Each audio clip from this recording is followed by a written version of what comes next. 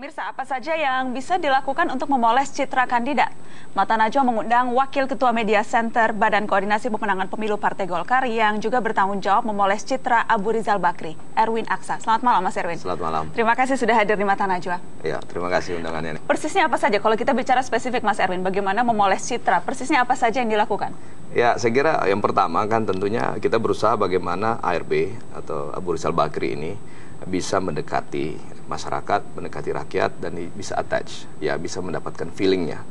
Nah ini tentunya hari ini Abu Rizal Bakri dibanding 1,5 tahun lalu itu sangat berbeda jauh. Ya 1,5 tahun lalu beliau mungkin masih melihat dari helikopter view, ya dari atas. Sekarang beliau sudah bisa mengetahui, memahami begitu banyak persoalan masyarakat kita, dan beliau sudah bisa attach dengan masyarakat. Seberapa sulit kemudian berusaha menyampaikan pesan itu dengan bahasa yang mudah dimengerti oleh semua lapisan kalangan?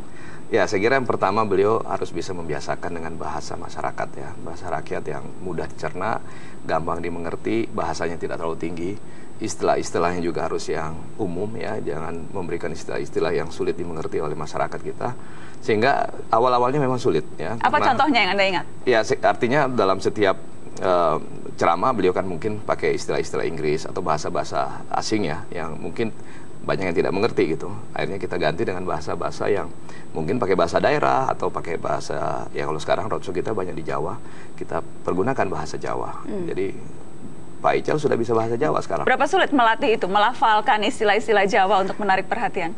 Saya kira Pak Ical atau Pak Abu Rizal ya cukup cepat ya menangkap bagaimana bisa berdiskusi atau mencerna, ya, atau menangkap. Walaupun bukan orang Jawa, ya. Walaupun bukan orang Jawa, beliau sangat cepat menangkap apa yang menjadi keperluan atau kebutuhan daripada daerah tersebut, ya, bahasa-bahasa yang populer di masyarakat Jawa gitu, Jawa Barat, Jawa Timur atau Jawa Tengah, itu sangat cepat kita berikan, dan beliau sangat cepat menangkap istilah-istilah tersebut.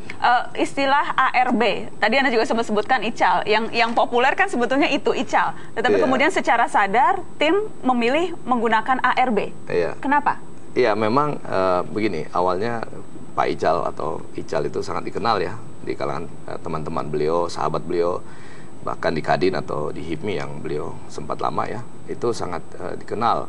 Tetapi setelah kita melakukan penelitian bahwa Ical itu di bahasa Jawa itu artinya hilang, sehingga kalau kita ketemu dengan masyarakat Jawa atau ketemu dengan grassroots di Jawa, kalau kita menyebutkan siapa calon kalian, calon kami Ical, berarti calon kami hilang. Jadi tentunya kita tidak ingin menggunakan istilah yang bisa mempengaruhi juga pemilih-pemilih kita di Jawa gitu. Makanya muncullah kata-kata atau istilah ARB, ya, dan disitulah mulai kita kampanyekan. Memang awalnya resistensinya cukup tinggi dah, orang-orang yang sudah terbiasa, termasuk saya tadi kan masih terbiasa dengan kata-kata Ical. Apa tantangan terbesar kalau kita bicara memoles citra Abu Rizal? Isu-isu seperti isu Lapindo, kemudian isu soal pengemplangan pajak dan sebagainya, itu juga Anda kelola? Saya kira itu yang harus kita eliminir, ya. Kita mungkin untuk menghindari dari isu itu saya kira juga sulit sekali, karena memang isu itu sudah beredar, ya, di media, di publik dan sebagainya. Tugas kami adalah menciptakan isu baru yang bisa mengeliminir isu-isu lama yang selama ini juga digulirkan oleh tentunya orang-orang yang seringkali mengeluarkan isu-isu negatif kepada ARB maupun juga Partai Golkar gitu. Soal gesture, ingat dulu bahkan Susilo Bambang Yudhoyono pun mendatangkan pelatih gesture dari Inggris untuk mengatur bagaimana gesture dan juga cara bertutur di depan kamera. Apakah itu juga dilakukan oleh Abu Rizal Bakri? Semua sama kita lakukan juga, termasuk juga cara duduk, cara senyum, menyalami orang, melihat mata orang dan sebagainya.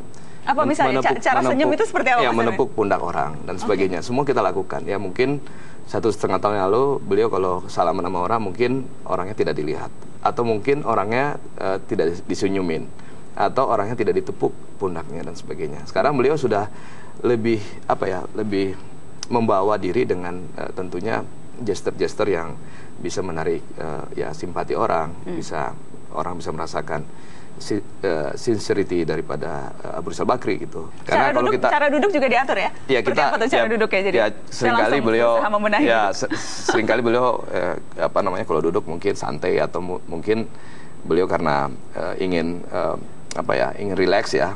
Tentunya kan seringkali beliau lupa gitu, ada kamera, ada kamera, ya, di samping kiri kanan beliau, sehingga kita harus mencari angle kamera ataupun juga gambar yang bagus untuk bisa dijadikan iklan atau dijadikan gambar untuk promosi kita gitu. Jadi membentuk citra yang berbeda sama sekali atau menyesuaikan dengan citra yang ada atau kombinasi seperti apa nih? Yang paling penting kita harus membuat yang bisa diterima oleh beliau, dan itu harus sincere dari beliau, dan beliau harus bisa merasakan. Karena kalau kita paksakan kemudian tidak bisa diterima secara pribadi atau internal oleh beliau sendiri, tentunya sulit untuk dijalankan. Ada yang pernah seperti itu, merasa oh ini bukan saya, ini tidak nyaman, terlalu dibuat-buat? Saya kira awal-awalnya mungkin beliau merasa demikian ya, tetapi kan yang tadi saya katakan bahwa beliau sudah merasakan bahwa itu menjadi bagian daripada kehidupan hari-hari beliau gitu. Seperti tadi salaman, orang kaget sekarang. Dulu orang kalau salaman, orang yang datang ke Abu Rizal. Sekarang kebalikannya, ada orang berkumpul di satu tempat, beliau yang datangin, beliau yang salamin, ditepuk pundaknya, disenyumin, dan ditanya lah, ya ditanya masalah sekolahnya, ditanya masalah ekonominya dan sebagainya.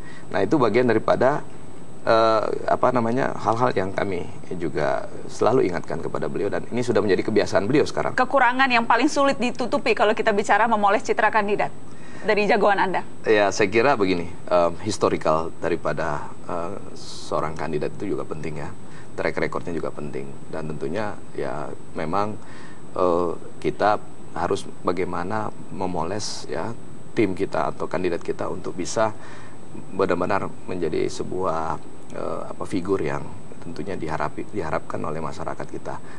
Apapun dengan track record yang terjadi ya, apapun masa lalu, apapun kejadian yang terjadi, tetapi tentunya harapan. Anda bicara spesifik soal apa nih? Ya. Spesifik soal apa nih? Kalau bicara track record yang kemudian. Ya, artinya apapun yang sering muncul di media kan, apapun yang sering muncul di media, apapun yang sering muncul menjadi isu-isu yang sering ditujukan kepada tim kita ataupun juga kandidat kita, itu kan berbagian daripada sejarah yang tentunya melekat di situ, dan ini yang selama ini harus kita rubah persepsi tersebut. Nah, kalau sukses, Vi? Ya range-nya antara 300 sampai